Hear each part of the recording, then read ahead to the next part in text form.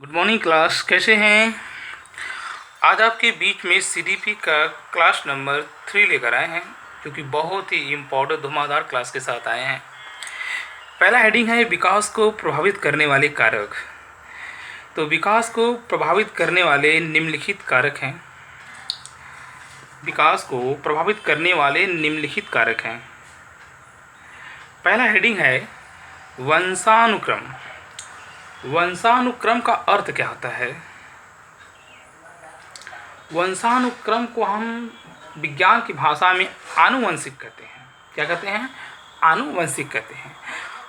अनु माने होता है पीछे, वंश माने होता है पीढ़ी।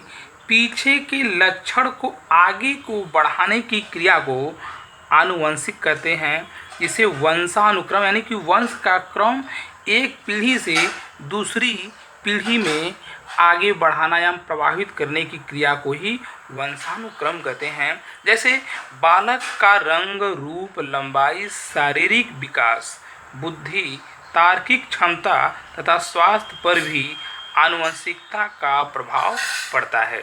तो विकास की प्रभावित करने वाले कारक पे में यही दिया है कि बालक का रंग, रूप, लंबाई, शारीरिक विकास, बुद्धि, तार्किक क्षमता तथा स्वास्थ्य पर भी आनुवंशिक का प्रभाव पड़ता है।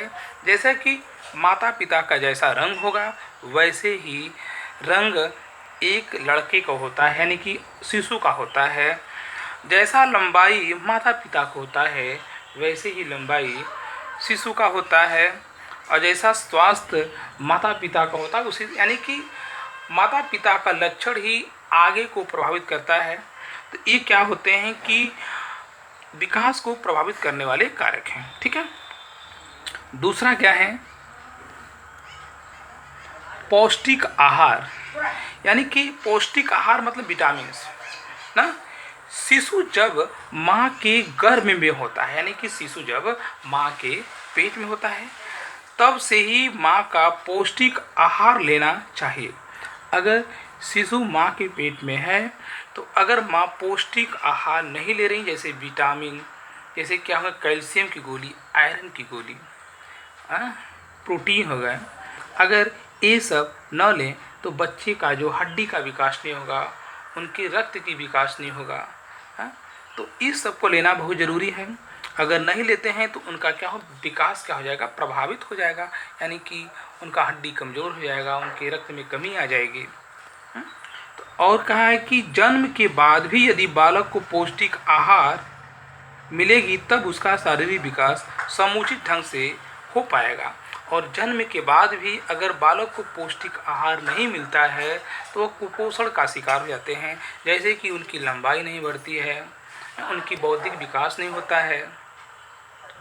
तो इसलिए देखा जाता है कि आजकल के स्कूल में भी, सीबीएसई बोर्ड जो स्कूल हैं उसमें भी खाना का मेनू क्रम चलाया गया है। जैसे को मंडे को एक खाना बनेगा, खाना लेकर आना है टिफ़िन में, ट्यूसडे को, यानी कि हर डे का अलग अलग टिफ़िन लेकर जाना पड़ता है। और वहाँ के जो टीचर होते हैं क्रम बाई क्रम लंच में टेस्ट यानी कि जांच करते रहते हैं। ठीक है। तो पौष्टिक आहार का भी शिशु पर बहुत ज़्यादा प्रभाव पड़ता है विकास के लिए।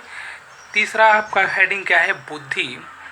तो बहुत इंटरेस्टेड टॉपिक है और एक बात आपसे ज़रूर से रिक्वेस्टेड है, जो लोग चैनल को सब्सक्राइब नहीं किए हैं, देख रहे हैं कि भाई, तो उनसे रिक्वेस्ट है कि वो चैनल को सब्सक्राइब करें और हम सीडीपी का पूरा क्वेश्चन कराएंगे। ये पहला टॉपिक्स है। पहले टॉपिक्स में हम ये जितने भी हेडिंग बाय हेडिंग है आपको लिखवा रहे हैं और हेडिंग बना के पूरा आपके सामने वीडियो लेकर आए हैं। जितने भी क्वेश्चन इसमें है 100-150 हैं, आपको 2 दिन के अंदर ही करवा देंगे। इसके बाद अगला अध्याय लेकर आएंगे। तीसरा क्या है कि बौद्धिक तीव्र बुद्धि। देखो, बुद्धि को प्रभावित करने वाले कारक क्या है? देखिए, तीव्र बुद्धि बालकों में सामाजिक, संवेगात्मक, संज्ञानात्मक विकास अधिक देखा जाता है। जो व्यक्ति तीव्र गति के होते हैं, यानी कि जो बच्चा तीव्र गति का होता है, उनका समाज में संवेगात्मक, संज्ञानात्मक विकास अधिक देखा जाता है। और मंद बुद्धि जो बालक होते हैं, यानी कि तीव्र बुद्धि बालक का बुद्धि लब्धि क्या होता है, 90 से 120 होता है, लेकिन जो मंद बुद्धि बालक का बुद्धि लब्धि होता है 90 से कम होता है, यानी 90 तक होता है। तो जो मंद बुद्धि बालक होते हैं उनका औसत से क्रम बुद्धि वाले बालकों में विकास कम होता है। यानी कि तीसरा देखिए, लैंगिक विभिन्नता। लैंगिक विभिन्नता क्या है? बालकों की अपेक्षा बालिकाओं में मानसिक विकास पहले पूर्ण होता है तथा परिपक्वता भी और परिपक्वता के लक्षण भी बालिकाओं में बालक की अपेक्षा जल्दी विकसित होने लगता है। सही बोला है लैंगिक विभिन्नता में कि बालिकाओं की जो मानसिक होता है और परिपक्वता होता है वो बालक की अपेक्षा पहले होता है, लेकिन बालक का बाद में होता है। ठीक है। वातावरण क्या है? थोड़ा सा इसमें एक टॉप कुछ छोटा है। कहने मतलब कि जो बालक जिनकी उम्र सेम है, बालक बालिकाओं का उम्र सेम है, तो बालक बालिकाओं का उम्र सेम है तो बालिकाओं का जो बुद्धि मानसिक विकास होता है और उनका परिपक्वता जो होता है बालक की अपेक्षा पहले होता है। बालक का यानी कि साल 1.5 साल के बाद होता है। ठीक है। वातावरण है, देखिए बालक जिस भौतिक परिवेश में रहता है उस परिवेश के मौसम, तापमान, वहाँ की ऊंचाई, समाज, संस्कृति आदि का प्रभाव बालक के संवेगात्मक, सामाजिक, संज्ञानात्मक, शारीरिक विकास पर पड़ता है। यानी कि बालक जिस भौतिक परिवेश में रहता है उस परिवेश के मौसम, तापमान का भी प्रमाण बालक के विकास पर पड़ता है।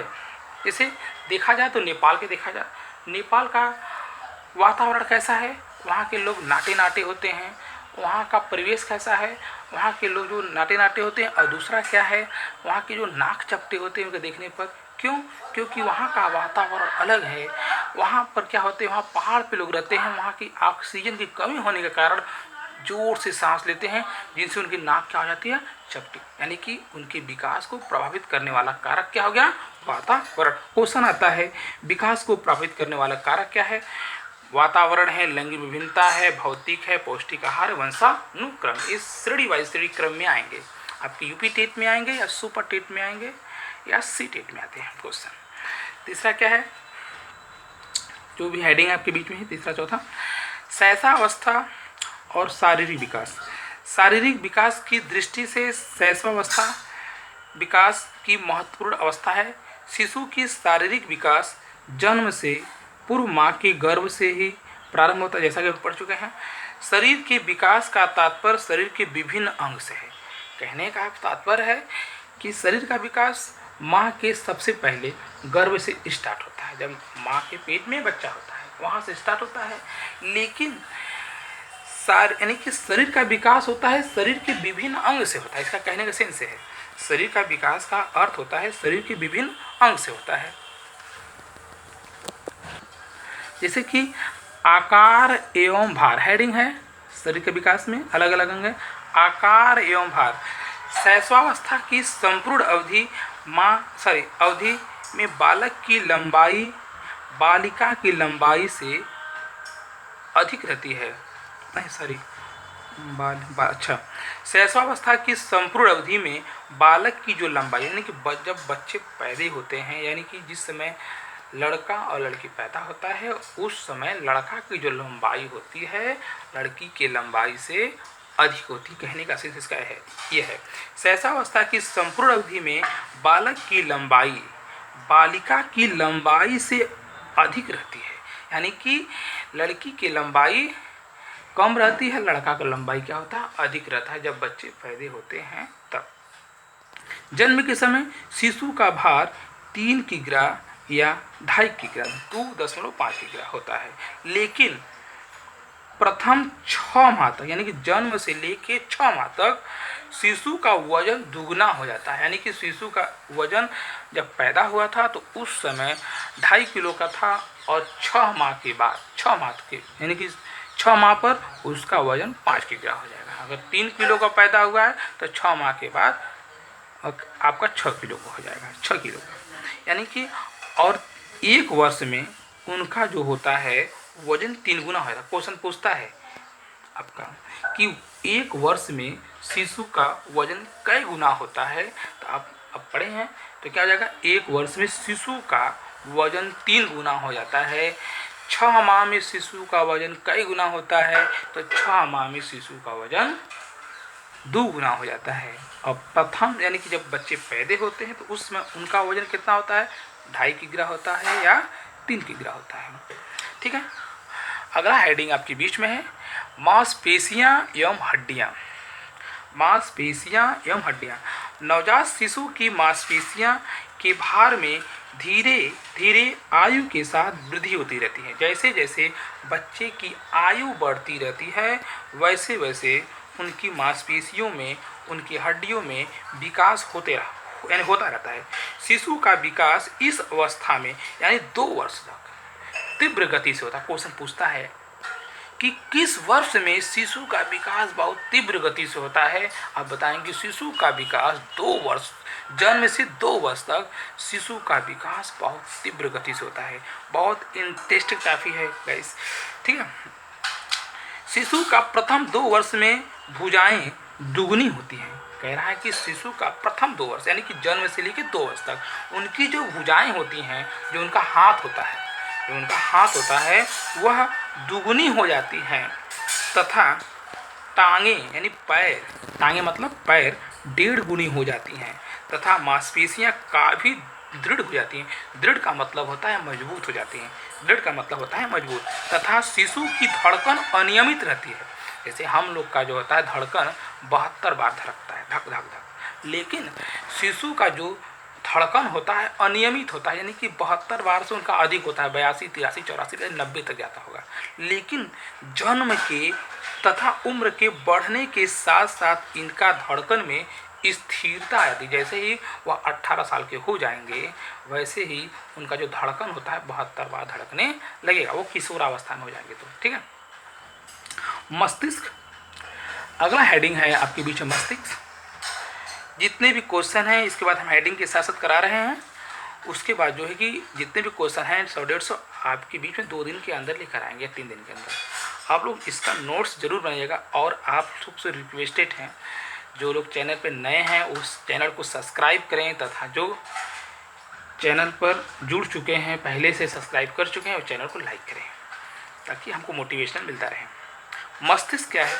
हेडिंग है मस्तिष्क। नवजात शिशु का सिर उनके शरीर की अपेक्षा बड़ा होता है। अब देखे होंगे कि जब बच्चे पैदा होते हैं तो उनका कपारा दिखाई देता है, सर, उनका जो शरीर दिखाई, सर सबसे बड़ा होता है, क्योंकि सिर से शुरू होता है विकास और पैर तक जाता है। क्वेश्चन पूछता है कि शिशु का विकास कहाँ से स्टार्ट होता है? सिर से पैर तक होता है। तो यानी कि नवजात शिशु का सिर उसके शरीर की अपेक्षा बड़ा होता है, सिर सबसे बड़ा होता है। शिशु का शरीर की लंबाई पूरे शरीर की कुल लंबाई का 1/4 यानी कि 1/4 होता है। प्रथम 2 वर्ष में शिशु के सिर तथा आकार में तीव्र गति से वृद्धि होती है। क्वेश्चन को फिर डिवाइड कर दिया। प्रथम 2 वर्ष में शिशु का सिर तथा पूरे शरीर का आकार में तीव्र गति से क्या होता है? वृद्धि होता है। अगला हेडिंग आपके बीच में फिर है शैशवावस्था और मानसिक विकास। शैशवावस्था में मानसिक विकास का मुख्य साधन ज्ञानेंद्रियां की क्षमता एवं गुणवत्ता का विकास है। इस विकास के अंतर्गत भाषा, स्मृति, तर्क, चिंतन, कल्पना, निर्णय जैसी योग्यताओं को शामिल किया जाता है। शैशवावस्था में मानसिक विकास होता है। मानसिक विकास का मुख्य साधन है ज्ञानेंद्रियां तथा ज्ञानेंद्रियों की क्षमता एवं गुणवत्ता का विकास है। इस विकास के अंतर्गत भाषा की विकास होता है, स्मृति की विकास होता है, तर्क का विकास होता है, चिंतन का विकास होता है, कल्पना जैसे निर्णय जैसी योग्यताओं को भी शामिल किया जाता है। जन्म के प्रथम वर्ष, हेडिंग है आपके बीच में जन्म से प्रथम वर्ष, यानी कि जब बच्चा जन्म लेता है तो जन्म से लेकर प्रथम 5 माह में शिशु क्रमशः रोना क्या करता है? रोता है। हाथ पैर मारना, यानी कि हाथ पैर मारता देखोगे तो जब बच्चे जन्म से 5 वर्ष तक के रहेंगे तो हाथ पैर खूब फेंकेंगे, दोनों पैर फेंकेंगे और दोनों हाथ को उछालेंगे, जोर से आवाज देना, जैसे कि जोर से सीटी लगाएंगे, जोर से चिल्लाएंगे, ध्वनि की प्रति आकर्षित। अगर उनके बगल में कोई बिल्ली अगर म्याऊं से बोल दी तो वह तुरंत डर जाएंगे। तुरंत क्या हो जाएंगे, डर जाएंगे। ध्वनि माने होता है आवाज, ध्वनि के प्रति आकर्षित होना तथा वस्तुओं पर ध्यान केंद्रित करना। अगर कोई वस्तु उनके सामने ला दिया जाए, उन्हें देखेंगे और उन्हें पकड़ने की क्या करेंगे, कोशिश करेंगे। अब पकड़ कर उन्हें सबसे पहले करेंगे मुंह में लगाएंगे। यानी कि छोटे बच्चे हैं, एक से यानी कि प्रथम माह से 5 माह तक के बच्चे को अगर कुछ लाया जाए तो वह मुंह में डालने की कोशिश करेंगे। ठीक है। तथा माँ को देखकर मुस्कुराना, वस्तुओं को पकड़कर मुंह में डालना। अगर जैसे ही माँ उनके पास आ गई तो माँ को देखकर वो बच्चे क्या करेंगे, मुस्कुराएंगे। अगर उनके पास कोई वस्तु दे दी जाए तो उस वस्तु को पकड़कर उसे मुंह में डालना चाहेंगे। 10 माह की अवस्था का शिशु नाम बोलना, गेंद फेंकना, ढक्कन खोलना, ताली बजाना, आसपास के वातावरण को पहचानना। यानी कि 10 माह के अगर शिशु हो गए हैं तो नाम बोलना, जैसे पापा, मम्मी कहना, और गेंद को फेंकना, और गेंद को पकड़ेंगे तो उठा के फेंकेंगे। फिर ढक्कन खोलना यानी तोड़ फोड़ करना, ढक्कन खोलेंगे। अगर कोई वस्तु है तो उसे ढक्कन खोलना या ताली बजाना, और हाथों से क्या करेंगे, ताली बजाएंगे। आसपास के वातावरण को पहचानना। अगर बाहर अगर खेल रहे हैं तो उन्हें पता है कि ये मेरा घर है, यह उनका घर है। अगर किसी दूसरे के घर भी रहेंगे तो वह अपने घर पर भागकर आ जाएंगे। यानी कि वह अपने घर को भी पहचानने लगेंगे वातावरण के अनुसार।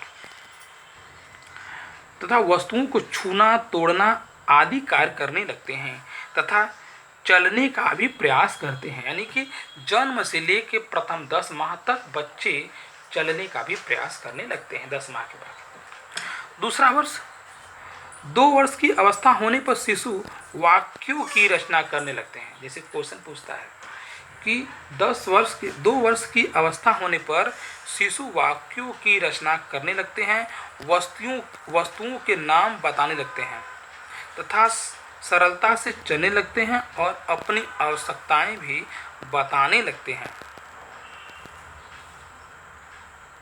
एक बार फिर से बताते हैं। 2 वर्ष की अवस्था होने पर शिशु वाक्यों की रचना करने लगते हैं, जैसे मम्मी, पानी। हाँ, जैसे कि वाक्यों की रचना करने लगते हैं, वस्तुओं के नाम बताने लगते हैं तथा सरलता से चलने लगते हैं, आसानी से चलने लगते हैं और अपनी आवश्यकताएं भी बताने लगते हैं। सो गाइस, बहुत इंटरेस्टिंग टॉपिक था ये, और कल फिर इंटरेस्टिंग के साथ आप लोग के बीच शामिल होंगे। तो आप लोग से यही रिक्वेस्ट है कि आप लोग जितने भी लोग नए चैनल से जुड़े हुए हैं और जुड़ने वाले हैं वो सब्सक्राइब जरूर करें और चैनल को लाइक करें और अपने दोस्त यारों में इसको ज़रूर शेयर करें ताकि मुझे मोटिवेशनल मिले। और रही बात CDP की, आपसे रिक्वेस्टेड है कि कोर्स को पूरा कराया जाएगा आप लोग के बीच में। संसाधन की कमी होने के बावजूद भी मैं आप लोग के बीच में लेकर आया हूँ। तो आप लोग से रिक्वेस्ट है कि शेयर करना, सब्सक्राइब करना, लाइक करना। धन्यवाद।